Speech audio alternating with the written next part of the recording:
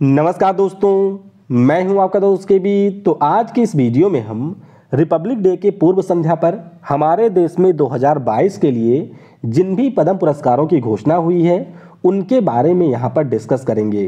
तो पूरा वीडियो बहुत ही ध्यान से देखिएगा और वीडियो अगर आपको पसंद आता है तो इसे लाइक करने के साथ अपने सारे दोस्तों के साथ में शेयर जरूर करिएगा। वीडियो की हम लोग शुरुआत करें उससे पहले आपके लिए एक बहुत ही महत्वपूर्ण सूचना है, यानी कि इस संडे अनअकैडमी के ऊपर जो एसएससी का कॉम्बैट होने वाला है वह आपके लिए होगा मेगा कॉम्बैट। क्योंकि इस बार जो एसएससी का कॉम्बैट है इसमें आप लोग सैमसंग का मोबाइल, JBL का हेडफोन या फिर अमेजन के वाउचर जीत सकते हैं।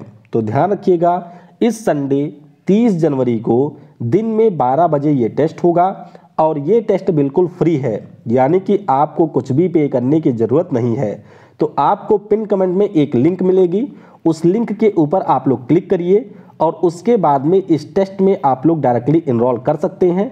जब आपसे कोड पूछा जाएगा तो यूज़ करिएगा कोड KV10। तो शानदार मौका है, यहाँ पर आप लोग विभिन्न प्राइज जीत सकते हैं और सबसे बड़ी बात है कि ये टेस्ट बिल्कुल फ्री है। तो बिल्कुल डिस्क्रिप्शन में और पिन कमेंट में जो लिंक है उस पर क्लिक करके आप इसमें इनरोल कर लीजिए और 30 जनवरी को दिन में 12 बजे इस टेस्ट में आप लोग जरूर शामिल होइएगा। बाकी ये मेरा व्हाट्सएप नंबर है, तो अगर आपका कोई डाउट होता है तो इसके लिए आप लोग इस नंबर पर कांटेक्ट कर सकते हैं। अनअकैडमी का कोई अगर आपको सब्सक्रिप्शन लेना है और उसके ऊपर भी मैक्सिमम डिस्काउंट चाहिए तो उसके लिए भी आप लोग इस नंबर के ऊपर कांटेक्ट कर सकते हैं। तो चलिए अब इस वीडियो की हम शुरुआत करते हैं। देखिए, अगर हम लोग पद्म पुरस्कारों की बात करते हैं तो हर साल गणतंत्र दिवस की पूर्व संध्या पर हमारे देश के जो राष्ट्रपति होते हैं उनके जरिए इन पुरस्कारों की घोषणा की जाती है। इसमें आपकी 3 कैटेगरी होती है। सबसे बड़ा पुरस्कार पद्म विभूषण है, दूसरे नंबर पर पद्म भूषण होता है और तीसरे नंबर पर होता है पद्म श्री। अगर हम लोग 2022 की बात करें तो इस साल कुल मिलाकर के 128 लोगों को पद्म पुरस्कारों से सम्मानित किया जाएगा। तो आइए एक एक करके अब इन पुरस्कारों के बारे में हम लोग डिटेल में जानते हैं।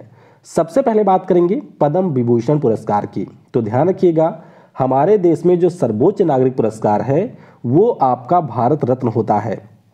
तो भारत रत्न के बाद में हमारे देश का जो दूसरा सर्वोच्च नागरिक सम्मान है उसी को हम लोग कहते हैं पद्म विभूषण। तो इसके बारे में आप ध्यान रखिएगा, इसकी जो स्थापना है वो 2 जनवरी 1954 को की गई थी। कब? 2 जनवरी 1954 को इस पुरस्कार की स्थापना की गई थी और 2022 में कुल 4 लोगों को ये अवार्ड दिया जाएगा। तो ये भी आपको ध्यान रखना है, टोटल 4 लोगों को 2022 में पद्म विभूषण पुरस्कार मिलेगा। अब ये 4 लोग कौन हैं? सबसे पहले हैं हमारे देश के जो पहले CDS रहे हैं जिनका नाम है जनरल बिपिन रावत। तो इनको मरणोपरांत पद्म विभूषण पुरस्कार से सम्मानित किया जाएगा और नागरिक सेवा की कैटेगरी में इनको ये पुरस्कार मिलेगा। तो जरूर ध्यान रखिएगा, पद्म विभूषण पुरस्कार दिया जाएगा जनरल बिपिन रावत को, ये पुरस्कार इनको मरणोपरांत मिलेगा। फिर बात करते हैं श्री राधे श्याम खेमका की। क्या नाम है? श्री राधे श्याम खेमका। तो साहित्य और शिक्षा के क्षेत्र में इनको ये पुरस्कार मिलेगा। कौन है ये? तो आपने गोरखपुर के गीता प्रेस के बारे में सुना होगा। गीता प्रेस से एक कल्याण नाम की पत्रिका निकलती थी, उसी के संपादक रहे थे श्री राधे श्याम खेमका। तो पिछले साल इनका निधन हो गया है, इनको भी पद्म विभूषण पुरस्कार से सम्मानित किया जाएगा। फिर बात करते हैं श्रीमती प्रभा आत्रे की। काफ़ी महत्वपूर्ण नाम है, यहाँ पर आप लोग इनको देख सकते हैं। तो कला के क्षेत्र में इनको इस साल पद्म विभूषण मिलेगा। ये हमारी एक गायिका हैं और ये किराना घराने से संबंधित हैं। तो दोनों पॉइंट ध्यान रखिएगा कि प्रभा आत्रे जी एक गायिका हैं और किराना घराने से ये संबंधित हैं, जिनको 2022 में पद्म विभूषण पुरस्कार से सम्मानित किया जाएगा। और आखिरी पर्सन है हमारे कल्याण सिंह जी। कल्याण सिंह जी के बारे में आप सभी को पता होगा कि ये उत्तर प्रदेश के पूर्व मुख्यमंत्री रहे हैं, राजस्थान के ये पूर्व गवर्नर भी रहे हैं। पिछले साल इनका निधन हुआ है और पब्लिक अफेयर्स की कैटेगरी में इनको ये पुरस्कार मिलेगा। तो ये वो 4 लोग हैं जिनको 2022 में पद्म विभूषण पुरस्कार से सम्मानित किया जाएगा। अब बात करते हैं पद्म भूषण पुरस्कारों की। तो पद्म भूषण पुरस्कारों की बात करते हैं तो ये हमारे देश का तीसरा सर्वोच्च नागरिक सम्मान है, यानी कि सबसे पहले भारत रत्न, दूसरे नंबर पर पद्म विभूषण, तीसरे नंबर पर पद्म भूषण होता है और ये तीसरा नागरिक सम्मान है। इसकी भी स्थापना 2 जनवरी 1954 को ही की गई थी और 2022 में कुल 17 व्यक्तियों को ये पुरस्कार दिया जाएगा। ध्यान रखिएगा, कुल 17 व्यक्तियों को यहाँ पर पद्म भूषण पुरस्कार से सम्मानित किया जाएगा। अब आइए इन 17 व्यक्तियों के नाम भी हम लोग जान लेते हैं और इनके बारे में थोड़ी थोड़ी डिटेल भी जान लेते हैं। सबसे पहले बात करेंगे गुलाम नबी आज़ाद साहब की। आप सभी को पता होगा कि राज्यसभा के ये हमारे मेंबर रहे हैं जम्मू कश्मीर राज्य से। तो पब्लिक अफेयर्स की कैटेगरी में गुलाम नबी आज़ाद साहब को पद्म भूषण पुरस्कार से सम्मानित किया जाएगा। फिर बात करते हैं श्री विक्टर बनर्जी की। तो कला के क्षेत्र में इनको ये पुरस्कार मिलेगा और ये हमारे एक अभिनेता रहे थे। तो नाम है श्री विक्टर बनर्जी, इनको यहाँ पर पद्म भूषण पुरस्कार दिया जाएगा। फिर बात करते हैं गुरमीत बावा की। गुरमीत बावा की बात करें तो ये हमारी पंजाबी लोक गायिका रही थीं और इनको मरणोपरांत कला के क्षेत्र में ये पुरस्कार मिलेगा। पिछले साल इनका निधन भी हुआ है, तो जरूर ध्यान रखिएगा। गुरमीत बावा इनका नाम है और ये हमारी पंजाबी लोक गायिका है। आगे हम लोग बात करेंगे बुद्धदेव बनर्जी की। तो अगर हम लोग बुद्धदेव बनर्जी साहब की बात करते हैं, कम्युनिस्ट पार्टी ऑफ इंडिया से ये संबंधित हैं और 2000 से 2011 तक ये पश्चिम बंगाल के सीएम भी रहे थे। तो जरूर ध्यान रखिएगा कि ममता दीदी से पहले जो हमारे पश्चिम बंगाल के सीएम थे जिनका नाम बुद्धदेव बनर्जी है, इनको 2022 में पद्म भूषण पुरस्कार से सम्मानित किया जाएगा। फिर बात करते हैं एन चंद्रशेखरन की, यानी कि नटराज चंद्रशेखरन की। व्यापार और उद्योग के क्षेत्र में इनको पद्म भूषण पुरस्कार दिया जाएगा और इस समय ये टाटा ग्रुप के अध्यक्ष हैं। कौन है? टाटा ग्रुप के अध्यक्ष हैं। तो इनके बारे में भी आप लोग ध्यान रखेंगे। फिर बात करते हैं कृष्णा इल्ला और सुचित्रा इल्ला की। कौन है ये? तो आपने नाम सुना होगा भारत बायोटेक कंपनी का, जिसने पिछले साल हमारे देश में कोविड-19 के टीके को डेवलप किया था।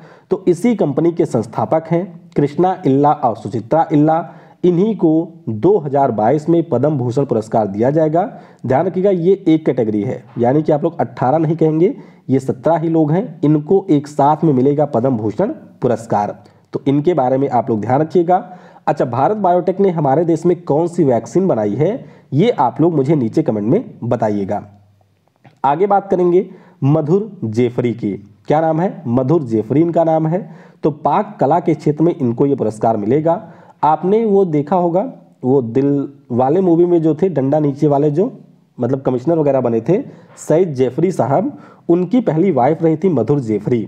तो इनको पाक कला के क्षेत्र में पद्म भूषण पुरस्कार से सम्मानित किया जाएगा। फिर आ गए हमारे देश के ग्रेट पैरालंपिक खिलाड़ी, यानी कि देवेंद्र झाझरिया साहब। देवेंद्र झाझरिया साहब की बात करें तो इनको स्पोर्ट की कैटेगरी में ये पुरस्कार मिलेगा। राजस्थान राज्य से आते हैं और ये हमारे जेवलिन थ्रो के खिलाड़ी हैं। इनके नाम पर बहुत ही शानदार रिकॉर्ड है।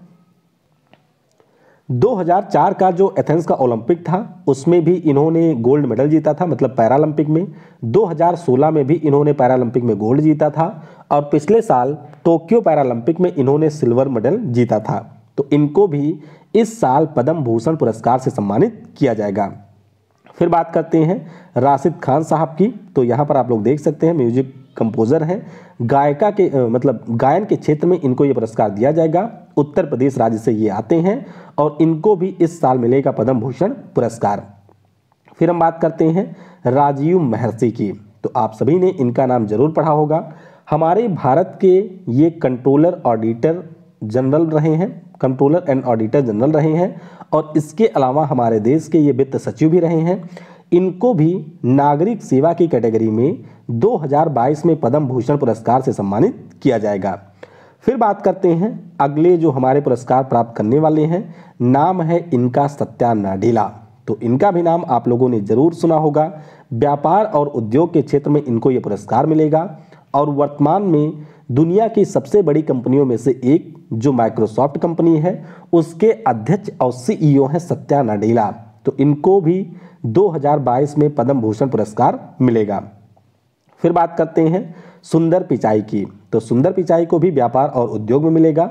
आप सभी को पता होगा कि गूगल और गूगल की जो पेरेंट कंपनी अल्फाबेट है, दोनों के इस समय सीईओ हैं, नाम है इनका सुंदर पिचाई। आगे फिर बात करेंगे साइरस पूनावाला की। इनका भी नाम आप सभी ने अच्छे से सुना होगा। सीरम इंस्टीट्यूट ऑफ इंडिया के संस्थापक हैं साइरस पूनावाला। इन्होंने भी हमारे देश में वैक्सीन को डेवलप किया था, जिसका नाम क्या है ये आप लोग नीचे कमेंट में बताइएगा। और इनको व्यापार और उद्योग की कैटेगरी में पद्म भूषण पुरस्कार मिलेगा। फिर बात करते हैं संजय राजा राम की। क्या नाम है? संजय राजा राम इनका नाम है। भारतीय मूल के मैक्सिको के एक ये वैज्ञानिक रहे हैं। 2014 में विश्व खाद्य पुरस्कार भी इनको मिल चुका है और मरणोपरांत विज्ञान और प्रौद्योगिकी के क्षेत्र में इनको पद्म भूषण पुरस्कार से सम्मानित किया जाएगा। फिर बात करते हैं प्रतिभा रॉय की। तो प्रतिभा रॉय की बात करें, ये हमारी एक लेखिका हैं, उड़िया भाषा की हैं और इनको भी साहित्य और शिक्षा की कैटेगरी में 2022 के पद्म भूषण पुरस्कार से सम्मानित किया जाएगा। आगे हम बात करेंगे स्वामी सच्चिदानंद की। तो ध्यान रखिएगा, स्वामी सच्चिदानंद को साहित्य और शिक्षा के क्षेत्र में यहाँ पर पद्म भूषण पुरस्कार मिलेगा। उसी प्रकार से वशिष्ठ त्रिपाठी की बात करें तो इनको भी साहित्य और शिक्षा के क्षेत्र में पद्म भूषण पुरस्कार से सम्मानित किया जाएगा। तो ये वो हमारे 17 नाम थे जिनको 2022 में पद्म भूषण पुरस्कार से सम्मानित किया जाएगा। अब हम बात करेंगे अवार्ड की तीसरी और अंतिम कैटेगरी यानी कि पद्म श्री पुरस्कार की। तो देश का ये चौथा सर्वोच्च नागरिक सम्मान होता है, आपको ये ध्यान रखना है। और इसकी भी शुरुआत 1954 में की गई थी। अगर हम लोग 2022 की बात करें तो टोटल 107 लोगों को ये पुरस्कार मिलेगा।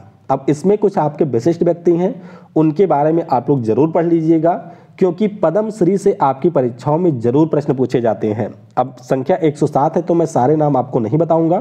फिलहाल के लिए स्पोर्ट की कैटेगरी में जिनको ये पुरस्कार मिलेगा उनके नाम मैं आपको यहाँ पर बता देता हूँ।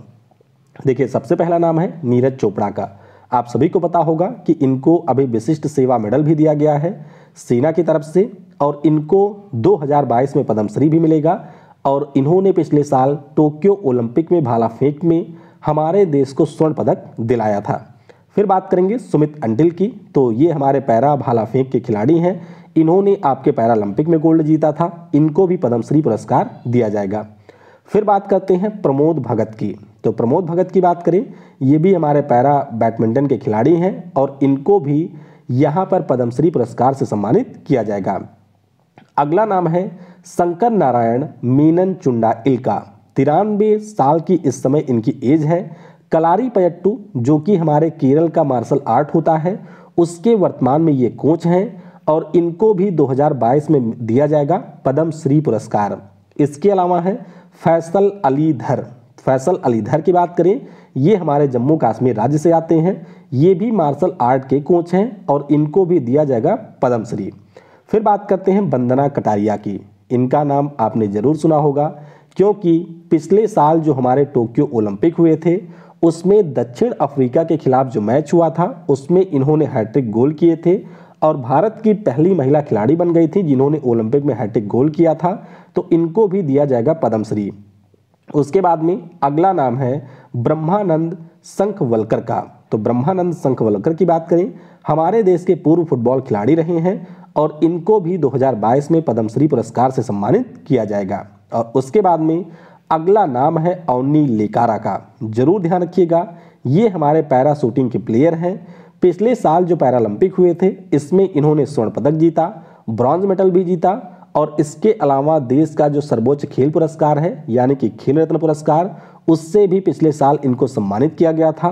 तो इनको भी इस साल पद्म श्री पुरस्कार से सम्मानित किया जाएगा। तो टोटल 8 हमारे देश के ऐसे खिलाड़ी हैं जिनको 2022 में पद्म श्री पुरस्कार से सम्मानित किया जाएगा। तो इस प्रकार से कथा हमारी समाप्त होती है। आइए अब प्रसाद का समय है, यानी कि जो इससे जुड़े हुए महत्वपूर्ण प्रश्न आपकी परीक्षाओं में पूछे जाते हैं उनको भी आइए हम लोग यहाँ पर डिस्कस कर लेते हैं। पहला प्रश्न है कि वर्ष 2022 में कुल कितने व्यक्तियों को पद्म विभूषण पुरस्कार से सम्मानित किया जाएगा? तो ये जो पुरस्कार है टोटल 4 व्यक्तियों को मिलेगा, यानी कि ऑप्शन डी हो जाएगा करेक्ट। अगला प्रश्न है कि वर्ष 2022 में कुल कितने व्यक्तियों को पद्म भूषण पुरस्कार से सम्मानित किया जाएगा? तो ये जो पुरस्कार है ये टोटल 17 व्यक्तियों को मिलेगा, ऑप्शन ए हो जाएगा यहाँ पर करेक्ट। अगला प्रश्न है कि वर्ष 2022 में कुल कितने व्यक्तियों को पद्मश्री पुरस्कार से सम्मानित किया जाएगा?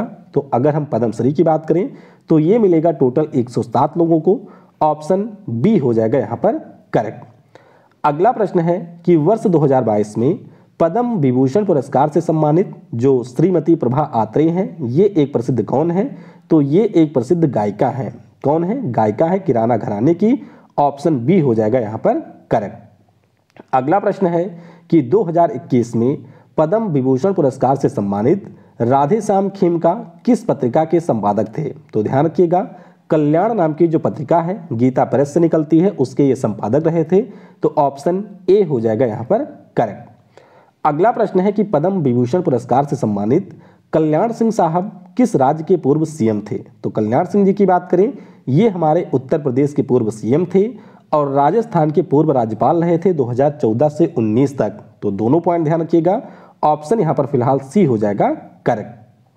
अगला प्रश्न है कि ब्रह्मानंद शंखवलकर को पद्मश्री से सम्मानित किया गया, ये हमारे कौन से खेल से संबंधित है? तो अभी मैंने आपको बताया कि ये फुटबॉल के खिलाड़ी रहे थे। ऑप्शन बी हो जाएगा यहाँ पर करेक्ट। अगला प्रश्न है कि 2022 में पद्मश्री विजेता शंकर नारायण मेनन चुंडाइल ये आपके किसके कोच हैं? तो अभी मैंने बताया केरल में जो कयालेपयट्टू नाम का मार्शल आर्ट होता है उसके कोच हैं शंकर नारायण मेनन साहब। तो ऑप्शन डी हो जाएगा यहाँ पर करेक्ट। अगला प्रश्न है कि वर्ष 2022 में इनमें से किस खिलाड़ी को पद्मश्री पुरस्कार से सम्मानित नहीं किया गया है? तो ये हमारे नोएडा के डीएम साहब हैं सुहास अधिराज, इनको कोई पुरस्कार नहीं मिला है। बाकी नीरज चोपड़ा, सुमित अंटिल और प्रमोद भगत, इन तीनों को इस साल मिलेगा पद्मश्री। तो ऑप्शन ए हो जाएगा करेक्ट। अगला प्रश्न है कि इनमें से किस राजनेता को पब्लिक अफेयर्स की श्रेणी में पद्म भूषण पुरस्कार दिया जाएगा? तो ध्यान रखिएगा, इनका नाम है गुलाम नबी आज़ाद। तो राज्यसभा के मेंबर रहे थे जम्मू कश्मीर राज्य से। ऑप्शन बी होगा करेक्ट। अगला प्रश्न है कि वर्ष 2022 में पद्म भूषण अवार्ड विजेता कृष्णा और सुचित्रा इल्ला किस कंपनी के संस्थापक हैं? तो अगर हम इन दोनों की बात करें, ये हमारे भारत बायोटेक के संस्थापक हैं। ऑप्शन सी हो जाएगा यहाँ पर करेक्ट। वर्ष 2022 में किस कंपनी के अध्यक्ष एन चंद्रशेखरन को पद्म भूषण अवार्ड से सम्मानित किया गया? तो ये जो अवार्ड है वो दिया गया है टाटा ग्रुप के। कौन है? टाटा ग्रुप के इस समय अध्यक्ष हैं, नाम इनका है एन चंद्रशेखरन, इनको मिलेगा पद्म भूषण पुरस्कार। अगला प्रश्न है कि वर्ष 2022 में पाक कला के लिए किसको पद्म भूषण अवार्ड से सम्मानित किया जाएगा? तो ये पुरस्कार मिलेगा मधुर जाफरी को। क्या नाम है? मधुर जाफरी इनका नाम है। तो ऑप्शन डी हो जाएगा करेक्ट। अगला प्रश्न है कि वर्ष 2021 में इनमें से किसे व्यापार और उद्योग की श्रेणी में पद्म भूषण पुरस्कार नहीं दिया गया? तो यहाँ पर ये हो जाएंगे पराग अग्रवाल। ध्यान रखिएगा, पिछले साल ट्विटर कंपनी के सीईओ बने थे पराग अग्रवाल, तो इनको पद्म भूषण नहीं मिलेगा। बाकी सुंदर पिचाई, सत्या नडेला और साइरस पूनावाला, इन तीनों व्यक्तियों को आपके पद्म भूषण पुरस्कार से सम्मानित किया जाएगा। ऑप्शन ए हो जाएगा करेक्ट। अगला प्रश्न है कि वर्ष 2022 में पद्म भूषण पुरस्कार से सम्मानित जो प्रोफेसर वशिष्ठ त्रिपाठी हैं, ये किस विश्वविद्यालय के पूर्व कुलपति रहे हैं? तो ये रहे हैं आपके बनारस के संपूर्णानंद संस्कृत विश्वविद्यालय के पूर्व वाइस चांसलर। तो जरूर ध्यान रखिएगा, ऑप्शन सी हो जाएगा यहाँ पर करेक्ट। और आखिरी प्रश्न है कि भारतीय मूल के किस मैक्सिकन वैज्ञानिक को मरणोपरांत पद्म भूषण अवार्ड से सम्मानित किया गया? तो ये जो पुरस्कार है वो मिलेगा डॉक्टर संजय राजा राम को। क्या नाम है? डॉक्टर संजय राजा राम को। ध्यान रखिएगा कि गेहूं जो होता है उसके वैरायटी को डेवलप करने में इनका बहुत ही ज़्यादा महत्वपूर्ण योगदान रहा था। 51 देशों में इनके गेहूं की बुआई वगैरह की जाती है। तो डॉक्टर संजय राजा राम इनका नाम है। ऑप्शन बी होगा यहाँ पर करेक्ट। तो इस प्रकार से पद्म अवार्ड को बहुत ही डिटेल में हम लोगों ने यहाँ पर डिस्कस कर लिया है। आई होप ये वीडियो आपको पसंद जरूर आया होगा। और सबसे महत्वपूर्ण बात कि अनअकैडमी के ऊपर जो आपका कॉम्बैट होगा उसमें आप लोग जरूर शामिल होइएगा और आपके जो भी दोस्त वगैरह होंगे उनको भी जरूर शामिल करवाइएगा। याद रखिएगा वो कोड है KV10, तो इस कोड को यूज करके आप इसमें इनरोल करिएगा। Thanks for watching. जय हिंद, जय भारत। और सबसे जरूरी, पढ़ेगा भारत तो बढ़ेगा भारत।